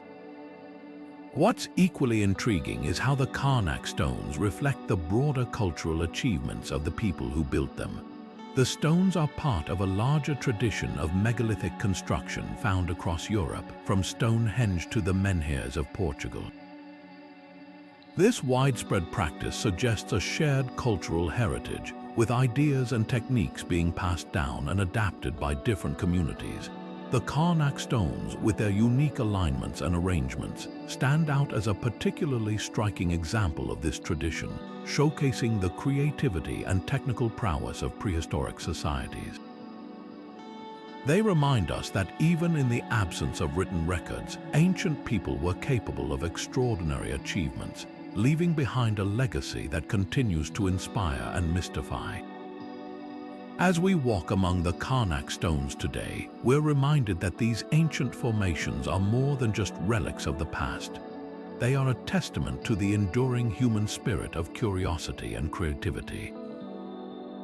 They challenge us to see beyond the surface, to explore the deeper meanings and stories behind their silent presence. Whether as astronomical markers, sacred symbols, or something else entirely, the Karnak stones invite us to imagine a world where stones could speak, where the land itself was alive with meaning, and where the boundaries between the physical and the spiritual were fluid and ever-shifting. And as we uncover their secrets, we're left with a profound appreciation for the ingenuity and vision of those who came before us, their legacy etched into the very fabric of the earth. Hidden deep within the lush jungles of southern Mexico, the ancient city of Palenque emerges as a masterpiece of Maya civilization. Known for its breathtaking architecture, intricate carvings, and advanced engineering, Palenque stands as a testament to the creativity and resilience of its builders. Unlike the sprawling grandeur of Tikal or the monumental scale of Chichen Itza, Palenque captivates with its elegance and precision, offering a unique glimpse into the world of the ancient Maya. But what makes this city so extraordinary? The answer lies in its harmonious blend of art, science, and spirituality, a combination that continues to inspire awe centuries after its construction. At the heart of Palenque's brilliance is its architecture. The city's most iconic structure, the Temple of the Inscriptions, rises majestically above the jungle canopy, its stepped design crowned by a roof comb that seems to pierce the sky. This pyramid isn't just a monument, it's a tomb housing the remains of one of Palenque's greatest rulers, Pakal the Great. The temple's walls are adorned with hieroglyphs telling the story of Pakal's life and reign, as well as the Maya's intricate cosmology. These inscriptions are more than just historical records. They're a window into a worldview that saw no separation between the earthly and the divine, where rulers were seen as intermediaries between the gods and their people. But Palenque's artistry doesn't stop at its temples. The city is renowned for its intricate carvings, which adorn nearly every surface. From the delicate stucco reliefs of the palace to the detailed panels of the cross group, these works are a testament to the Maya's skill and creativity. The carvings depict scenes of mythology, history, and daily life, capturing the essence of a society that valued storytelling and symbolism. One of the most famous carvings, the sarcophagus lid from Pakal's tomb, shows the ruler descending into the underworld, surrounded by symbols of rebirth and transformation. This blending of art and spirituality reflects a culture that saw beauty and meaning in every aspect of existence. What sets Palenque apart from other Maya sites is its sophisticated water management system. Nestled in a region prone to heavy rainfall, the city's engineers designed an intricate network of aqueducts, canals, and reservoirs to control and distribute water. The Otolam River, which flows through the site, was channeled into underground conduits, ensuring a steady supply of water for drinking, agriculture, and ritual use. This system wasn't just practical, it was symbolic, reflecting the Maya's reverence for water as a life-giving force. The aqueducts also helped prevent flooding, a remarkable feat of engineering that allowed the city to thrive in a challenging environment. The challenges of building Palenque in such a dense jungle cannot be overstated. The Maya had to clear vast areas of vegetation, transport massive stones, and construct towering structures, all without the use of metal tools, wheels, or pack animals. The process would have required immense coordination and effort, with teams of workers collaborating to bring the city to life. Yet, the Maya embraced these challenges, turning the jungle itself into a source of inspiration. The city's buildings are adorned with carvings of animals, plants, and mythical beings, celebrating the natural world and its connection to the divine. It's a reminder that for the Maya, the environment wasn't just a backdrop, it was an integral part of their identity. Palenque's cultural and spiritual significance cannot be overstated. For the Maya, the city was more than just a place to live. It was a reflection of their worldview, a microcosm of the cosmos itself. The pyramids represented sacred mountains, while the plazas symbolized the flat earth, and the reservoirs mirrored the celestial waters above. This holistic approach to architecture and urban planning reflects a society that saw no separation between the physical and the spiritual, the earthly and the divine. It's a perspective that continues to inspire and challenge us today, reminding us of the interconnectedness of all things. As we explore the ruins of Palenque, we're reminded that this ancient city is more than just a collection of stones. It's a living legacy, a testament to the creativity and resilience of the Maya people. It challenges us to rethink what we know about prehistoric civilizations, revealing a level of sophistication and artistry that rivals even modern achievements. Palenque isn't just a wonder of the ancient world. It's a celebration of the human spirit, a reminder that even in the most challenging environments, we have the capacity to create something extraordinary. And as we walk its ancient pathways, we're left with a profound sense of connection to the people who built it, their vision and determination echoing through the ages. Beneath the rolling hills of Zhejiang province in China lies a hidden wonder that has puzzled archaeologists and historians for decades: the Longyu Caves. These vast underground chambers, carved into solid sandstone, stretch across an area of over 30,000 square meters, their walls and ceilings adorned with intricate patterns and precise geometric designs. Discovered in 1992 by a local farmer, the caves were initially thought to be a natural phenomenon. But as researchers began to explore further, they realized these were no ordinary caverns. They were a deliberate and astonishing feat of human engineering, crafted with precision and purpose over 2,000 years ago. The question is, why were they built, and how did an ancient society achieve such a monumental task with only rudimentary tools? The scale of the Longyu Caves is staggering. Each chamber is massive, with some reaching heights of over 100 feet and spanning several thousand square feet. The walls are smooth and meticulously carved, with evenly spaced ridges that suggest a level of planning and craftsmanship far beyond what we typically associate with prehistoric societies. What's even more remarkable is the uniformity of the caves despite their size and complexity. The chambers maintain consistent dimensions and angles, a testament to the builders' advanced understanding of geometry and engineering. It's as if they were working from a blueprint, though no such plans have ever been found. But what were the caves used for? Theories abound, each offering a glimpse into the possible lives of the people who created them. Some researchers believe the caves served as storage facilities, perhaps for grain or other perishable goods. Their cool, stable environment would have been ideal for preserving food over long periods. Others suggest they were used as quarries, with the sandstone being extracted for construction projects above ground. Yet, the intricate patterns carved into the walls and ceilings hint at something more, something ceremonial or spiritual. Could these caves have been sacred spaces, used for rituals or as places of worship?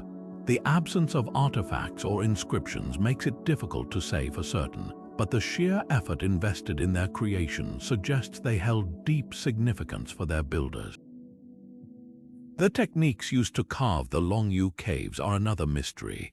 Without the benefit of modern tools or machinery, the builders relied on chisels, hammers, and sheer manpower to excavate the sandstone.